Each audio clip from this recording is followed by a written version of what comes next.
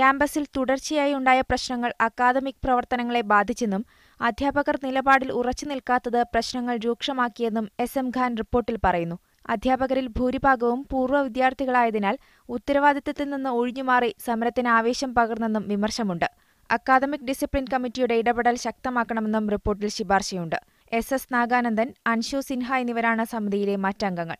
എന്നാൽ റിപ്പോർട്ട് അംഗീകരിക്കാനാകില്ലെന്നാണ് വിദ്യാർത്ഥികളുടെ നിലപാട്. I heard the glimpses of the report and which is totally unacceptable. I don't think it's actually an SM Khan committee report. I really believe that somebody has manipulated that report. Pune film institute director Prashant പത്രാബയെ തടഞ്ഞുവെക്കുകയും ക്യാമ്പസിൽ തുടർന്നുണ്ടായ അറസ്റ്റിന്റെയും പശ്ചാത്തലത്തിലാണ് registrar of newspapers in India S M ഖാന്റെ നേതൃത്വത്തിലുള്ള സംഘം ക്യാമ്പസിലെത്തി വിദ്യാർത്ഥികളിൽ നിന്ന് വിവരം ശേഖരിച്ച് റിപ്പോർട്ട് തയ്യാറാക്കിയത്.